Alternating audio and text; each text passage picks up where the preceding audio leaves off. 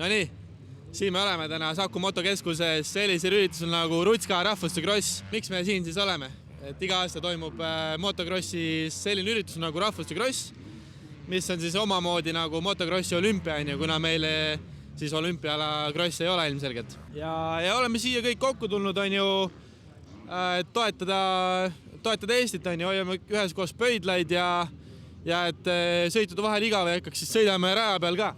Täna on ilm ilus, natuke tuuline, natukene jahe, aga tundub, et sõitjad ei lase sellest ennast heidutada ja kõik on hästi. Mis veel siis? Täna on meil kohal väga huvitavad tsiklid. Nagu minu selja taga näha on siis Velt Motocenter välja pannud 2 Stark-Vargi ehk siis elektri motokrossi tsiklid, mida siis mina täna proovin ja millega mina täna sõidan.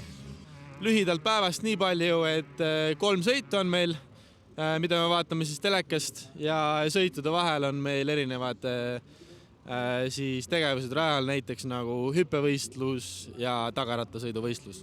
Aga läheme siis asja juurde ja hakkame vaatama, mis raja peal toimub. Jääge meiega!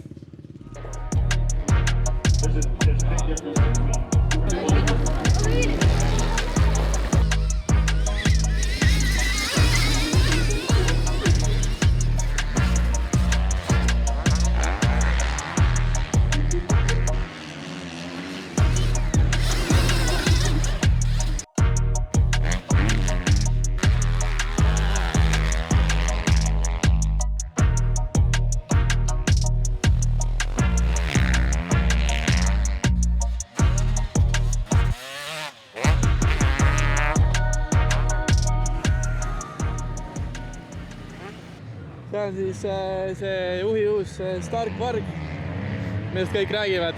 Esimene korralik krossi elektrimootorratas. Meile on siin antud täna 2 eksemplari kasutuseks Velt Motocentri poolt. Et võib-olla kiirelt lihtsalt näiteks mõned asjad ära, et põhimõtteliselt ega siin muud ei olegi. Istud tsikli peale, nagu igale tsiklile. Ja siis starteri asemel on sul selline punane nupp, seda hoiad peal natuke aega. Et siis ta läheb nagu käima, paneb siin ekraanid tööle, kõik asjad ja hakkab pilkuma, siis vajutad siit pealumist nuppu ja ta läheb sul sõidurežiimi. Siis nii pea kui sa gaasi keerad, pill tahab kohe liikuda. Ma praegu käisin peal, sõitsin siin Saku Männiku krossi rajal 4 ringi ja selle ajaga raske liiva sees, selle ajaga mul kadus 10% aku jõudlusest. Ta laeb 1% minutis, et võid ise arvutada, et kui kaua läheb, et aku täis laadida.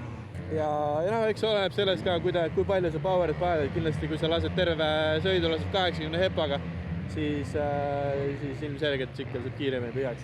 See 80 hepa on nagu midagi sellist, mida peab ise tundma, et sellest nagu aru saada. Seadistuse kohta nii palju, et praegu siin on näha, et ta on esimese power mode'i peal. Kui siit vajutad, saad vahetada power mode. See siis muudab tsiklit vastavalt sellele, kuidas sa oled ise need power mode'id seadistanud. Power mode saab seadistada siis siit. Lähed nende moodide peale ja siit sa näed. Sul on esimene mood. Power 42 hobujõudu ja mootori pidurdus on 65% peal. Teine väpp. Hobujõud on natuke rohkem, pidurdus natuke vähem. Ja siin saad lihtsalt näpuga minna, panna need ise paika ja siit nupu pealt salvestada. Ega siis muud ei olegi. Paned omal mäpid paika, vajutad siin alumist nuppu ja siin ta on sõidu valmis.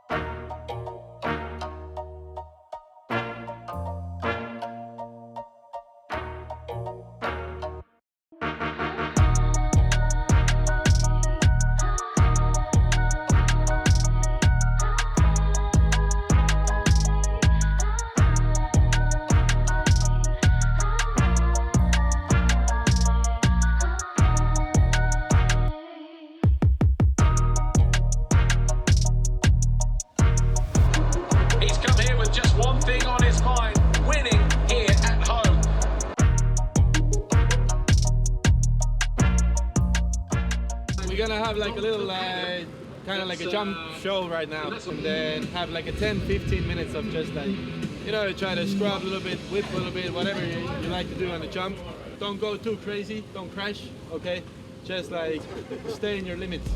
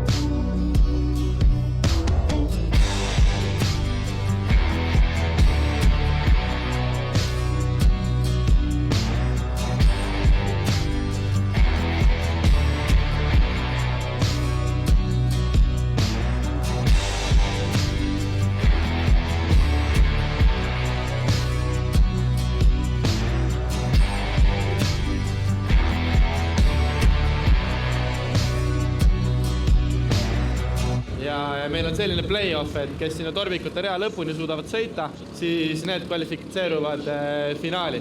Finaalis hakkab asi niimoodi toimuma, et esimesest torvikust kuni viimase torvikuni võetakse aega.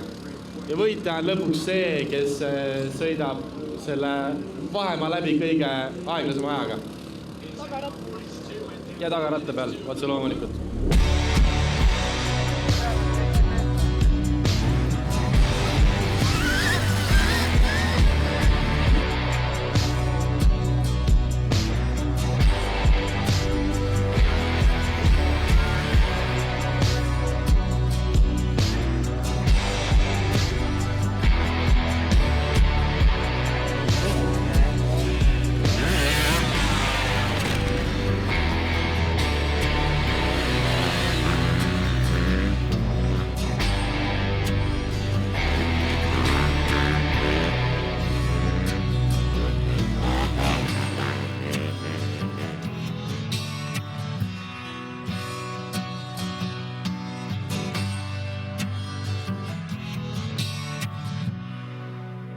So hello Sampo, we are here in MX Destinations, our own little event, and thank you for coming first of all, and I just want to ask you how you like the event.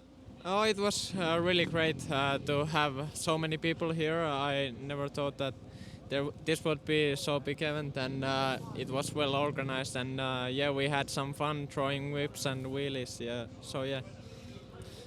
So how has your year been in competitions and stuff? Say a few words about your 2023. Yeah, this year I focused mainly on Finnish championship and I won the Finnish championship cup, so really happy with that. And I also did some European races. I had a top 10 result in EMX 250 in Sweden, and then I did also one race with the two-stroke 250, and I was fifth in Loket, so that was also really good, and yeah. That's very nice, but maybe talk about a little bit of your plans about next year. Yeah, next year I'm not 100% sure yet, but probably I will continue with the KTM, and I maybe want to ride Swedish championship next year, and maybe Estonian championship races also, and of course European races also. Okay, that's nice. Best of luck to you, and thank you for coming. Yeah, thank you. See you. Et Gregor Allikas, äkki räägid natukene tänasest üritusest, et kuidas sulle meeldis meie väike Ruska rahvuse kross ja mis olid sinu jaoks tipphetked tänasel päeval? Ei, kõik meeldis hästi ja tagarattal sõit oli kõige parem. Kuidas on läinud see aasta, 2023 sinu jaoks motokrossis? Hooaja alguses ei olnud üldse head hoogu, aga juuli alguses vahetasin ratta ära, võtsin 2,5 ja siis hakkas kuidagi nagu esikohad tulema. Ja kas arvad, et ainult tsiklivahetus oli see, mis aitas sul esikohtasid saavutada? Tegin rohkem trenni ka kohe ja sealt tuli ka see edu juba. Mida plaanid järgmiseks aastaks, mida ootad 2024 aastalt? Palju esikohti ja kiiret sõitu. Suurepärane, tänud tulemast! Soovin tänada kõik oma sponsoreid ja kõik, kes toetavad mind. Tere, Tristan Mardo! Räägi meile võib-olla kõigepealt alustuseks, kuidas sul üritus meeldis ja mis kaasa võtad? Ei, väga tasemel üritus oli, et kõik oli ilusti ette valmistatud ja sai vaadata sõita ja vaadaseks ise ka sõita, et hästi äge oli. Ma tean, et hooaega sa alustasid Itaalia tiimis. Võib-olla räägid meil natuke selle kohta ja kuidas hooaeg kulges, kuidas siis hooaeg lõppes, et ma sain aru, et tiimiga mingil määral läksid suudad risti. Jaa, alustasime siis jaanuaris, lendasin sinna ja tegime koos trenni ja tegime ka enamus Euroopakat koos kaasa, et võib-olla tulemused on sellised, nagu oodatud olid, aga vaadates, mis võimalused olid, siis nendega tegin parima ja uueks aastaks oleme targemad. Lõpp oli jah, nii nagu läksid suusad risti ja järgmine aasta nendega koos sõida. Milline plaan on sul järgmiseks aastaks ettevalmistuse koha pealt ja mis on sinu lootused järgmisel aastale? Ja trenni poole pealt on nii palju, et detsembris palju põhja laduda ja suusatades ja mida hooajal lähemale jõuame, seda rohkem jõutrenni ja rohkem raskemaid trenne. Kindlasti tahaks võib-olla jaanuaris või veebruaris jõuda korra laagrisse kuhugile soojale maale ja siis vaatame, mis klassis järgmine aasta sõidame, kas MX2, 125 või ja mis marki üldse, et kõik on veel lahtine. Selge, aitäh sulle ja edu järgmise aasta plaanidega! Tere, Tristan Uiga! Räägi meile, kuidas läks sinu Rutska rahvuste kross? Väga äge oli, sai nautida elu ja pühapäeva. Selge pilt. Võtta võib-olla paari sõnaga kokku ka enda 2023 hooaeg. Mis juhtus, mis läks hästi, mis halvasti, mida õppisid? 23 oli soojendus. Harjusin tsikliga ja uued asjad olid. Uued asjad, siis mis mõttes ja millise tsikliga sa täpsemalt harjusid? 2,5 ja 4 taktisega. Mis tsikliga sa varem sõitsid? Võrriga, sellega oli ägedam. Selge. Ja ma saan aru, et 2023 oli siis soojendus järgmiseks aastaks, jah? Jaa. Ja millised on ootused, lootused järgmisele aastale? Kiirem olla, eespool. Selge. Aitäh. Edu järgmise aasta plaanidega. Tere, Richard Paat. Võib-olla räägid meile oma senisest hooajast, et kuidas 2023 sinu jaoks läinud on, mida oled kaasa võtnud, mis võib-olla ei ole nii hästi läinud, kui oled tahtnud ja üldsegi võib-olla milliste lootustega tulid nagu hooajale sisse?